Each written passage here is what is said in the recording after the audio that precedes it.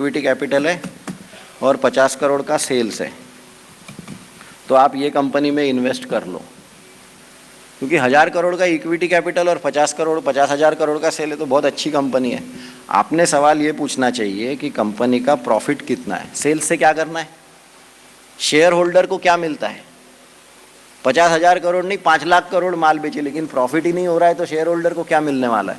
इसलिए यदि आप कोई भी कंपनी में निवेश करना चाहते हैं और पहले ये इतनी सारी जो चीज़ें हमने कर ली ये कर ली और कोई आपको बोलता है कि 1000 करोड़ पे 50, आपने बोलना चाहिए भैया प्रॉफिट बताओ, शेयर होल्डर के काम का प्रॉफिट है। वो बोलता है नहीं 4000 करोड़ का ही प्रॉफिट है सिर्फ। अब 50,000 करोड़ के माल पे 4000 करोड़ का प्रॉफिट, ठीक है, बुरा नहीं है, क्योंकि शेयर होल्डर का कितना पैसा लगा है, शेयर होल्डर का 1000 ही करोड़ लगा है। तो 1000 करोड़, आप 1000 रुपये किसी धंधे में, करोड़ छोड़ो, आप 1000 रुपये किसी धंधे में पैसा लगाओ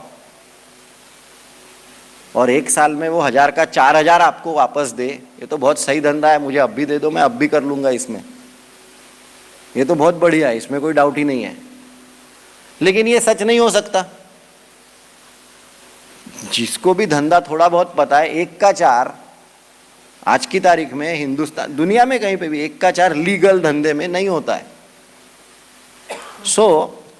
आप थोड़ा सा अगर और पूछेंगे तो वैसे तो ये बहुत अच्छी कंपनी है, 1000, अगर इतना ही डेटा है तो यार 1000 रुपये का 4000 1 साल में प्रॉफिट हो रहा है, बहुत बढ़िया है। लेकिन आपको बाद में पता चलता है कि नहीं इसका थोड़ा सा डेट भी है, ये कंपनी का डेट 3000 करोड़ का है। अब देखिए, अब तक जो कंपनी बहुत अच्छी लग रही थी, आपने क्योंकि एक सवाल पूछा वो गणित पूरा बदल गया। अच्छा, अब ये 4000 करोड़ धंधे में पैसा लग रहा है और प्रॉफिट 4000 करोड़, 50,000 का माल जब बिक रहा है तब 4000 करोड़ का प्रॉफिट हो रहा है। अगर गलती से, अभी यहाँ पे प्रॉब्लम क्या हो गया देखो, जब तक ये नहीं था, समझो ये नहीं है, किसी साल कंपनी का 50,000 करोड़ का नहीं 25,000 करोड़ का प्रॉफिट हुआ, माल बिका, मान के चलो प्रॉफिट 2000 करोड़ का ही होता है, मान के चलिए, फर्क क्या पड़ता है अपने को, कोई घर पे थोड़ी ना आने वाला है पैसे, क्योंकि दूसरे के पैसे पे काम नहीं हो रहा है। लेकिन ऐसी कंडीशन अगर यहाँ पे आती है कि जब ये कंपनी को 3000 करोड़, खुद का पैसा कितना है 1000 रुपया, 1 रुपया खुद का है, कर्जे का कितना है 3 रुपया। ये पता है कौन सी कैटेगरी की कंपनी है, Jet Airways, Amtek auto, Suzlon, Jaypee associates, जितनी भी लंबी लिस्ट है वो सब ये कैटेगरी में आती है कि कर्जा खुद के पैसे से ज़्यादा है। सब लोग बोलते हैं कि अच्छी बैलेंस शीट वाली कंपनी में इन्वेस्ट करना चाहिए, हमको समझ में ही नहीं आता अच्छी बैलेंस शीट पढ़ते कैसे, बैलेंस शीट पढ़ते कैसे, यही नहीं पता रहता तो हम भी राकेश झुनझुनवाला बन गए रहते। तो क्योंकि नहीं समझता इसलिए कम से कम ये सिर्फ 2-3 पॉइंट्स होते हैं, बाकी तो फिर बहुत है, पर छोटे निवेशक के लिए कि कम से कम एक सवाल की डेट कितना है। चलो लेट अस गो 1 स्टेप अहेड। तो जो पहले इतनी अच्छी कंपनी लग रही थी वो सडनली थोड़ी सी प्रॉब्लम वाली कंपनी लगने लगी। अब ये कंपनी में पैसा डाल के मतलब नहीं है, क्यों? क्योंकि अगर ये कंपनी डूबी तो इक्विटी वालों का पैसा नहीं डूबने वाला है, जिसने कर्जा दिया है उसका पैसा डूबने वाला है ना। यहाँ पे ये कंपनी अगर आपके सामने और आपको कोई बोलता है कि ये कंपनी में पैसा लगाओ, आपका सवाल क्या रहना चाहिए विद दिस कि ये कंपनी के पास जब 4000 रुपये है, उसके बाद भी अगर इसको 4000 का प्रॉफिट हो रहा है और उसमें से भी 3000 डेट का ज़्यादा इम्पोर्ट, मैं और पैसा यहाँ पे क्यों लगाऊं? क्योंकि ये अगर डूब गया तो ये तो 3000 करोड़ डूबने वाले हैं। सो देयरफॉर जो कंपनीज हाई डेट कंपनीज होती हैं उनसे बचना है। लेकिन अभी ये कहानी में एक और ट्विस्ट लाते हैं। जब कंपनी को प्रॉफिट होता है, क्या कंपनी सारा का सारा पैसा बांट देती है इन्वेस्टर्स में? वो कुछ रखते हैं अपने पास।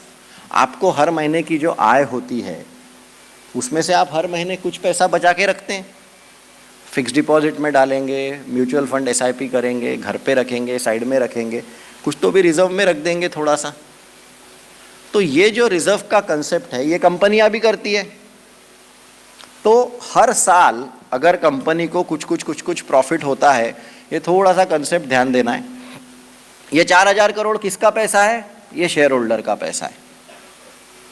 अब वो या तो शेयर होल्डर के जेब में रहेगा या तो कंपनी के जेब में रहेगा, है तो पैसा शेयर होल्डर का ही, इस बात में तो कोई डाउट नहीं है। It is shareholders fund, whether it is in your pocket और it is with the company. So company does not give that money back, company पूरा का पूरा पैसा वापस नहीं करती, थोड़ा पैसा कंपनी अपने पास रखती है, क्योंकि उनको अगला नई फैक्ट्री डालनी होती है। नई फैक्ट्री ने आपको पूरा पैसा वापस कर दो और कर्जा ले लो, उसमें क्या मतलब है? उससे अच्छा प्रॉफिट जो होता है वो प्रॉफिट वापस से नए धंधे में डालो, नई फैक्ट्री डालो, ये जो पार्ट है। तो इसके लिए कंपनियां पैसा अलग रखती है और उसको नाम दिया गया है रिजर्व्स एंड सरप्लस। ये आपको बैलेंस शीट में मिल जाएगा। और रिजर्व्स एंड, अब आपको पता चलता है कि ये कंपनी का रिजर्व्स एंड सरप्लस 11,000 करोड़ का है। पिछले इतने सारे, अब देखो जो कंपनी पहले अच्छी लग रही थी फिर एकदम खराब लग रही थी, अब सडनली एक और सवाल पूछ लिया तो कंपनियां कि 11,000 करोड़ का, और बाद में कंपनी का नाम भी बताऊंगा मैं और इसके शेयर का परफॉर्मेंस भी बताऊंगा। कोई आइडिया नहीं होगी, ये पुराना डेटा है। Now see what happens is, now suddenly you see कि अच्छा 12,000 करोड़ का तो शेयर होल्डर्स फंड्स है, और इसलिए आपको सवाल क्या पूछना है, ये कंपनी का डेट कितना है एज कंपेयर्ड टू, हम यहाँ पे लिख लेंगे as compared to shareholders funds. आपको कोई बैलेंस शीट का बहुत समझ रहना जरूरी नहीं है, आप केवल 2 सवाल पूछिए, डेट कितना है, शेयर होल्डर फंड कितना है, बस। डेट कितना है, शेयर होल्डर फंड कितना है, बस। सिर्फ इक्विटी नहीं पूछना है, इक्विटी यानी सिर्फ इक्विटी हो जाता है, equity plus reserves and surplus. आपके ऊपर के जेब में 100 रुपए, नीचे के जेब में 100 रुपए, आप क्या बोलेंगे, मेरे पास 100 रुपए बोलेंगे क्या आप? नहीं, मेरे पास 200 रुपए।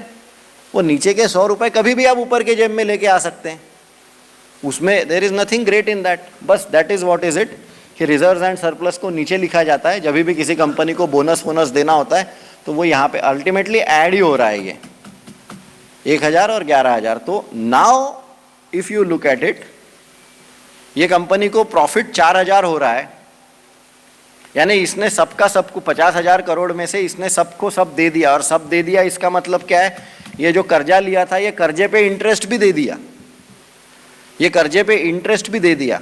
PATA यानी प्रॉफिट आफ्टर टैक्स है, यानी कि टैक्स भरने के बाद, यानी अब ये जो पैसा बचा है ये किसका बचा है, ये शेयर होल्डर्स का, ये अब मेरा पैसा बचा है।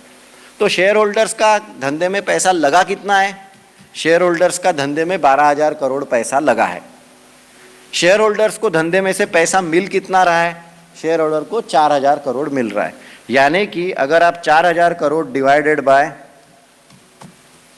12,000 करोड़, 4,000 डिवाइडेड 33% आता है, ये रेशियो आपके काम का है। इसका क्या मतलब है, इसका मतलब समझिए सिर्फ कि आप अगर किसी धंधे में 100 रुपए लगाते हो तो आपको 1 साल बाद 33 रुपए उस धंधे से आपको मिलते हैं। यानी कि 3 साल आप इस धंधे में लगे रहो, आपका पैसा 3 साल में आपको वापस, चौथे साल में जो पैसा आएगा वो आपका प्रॉफिट रहेगा। ये समझ में आ गया क्या पॉइंट?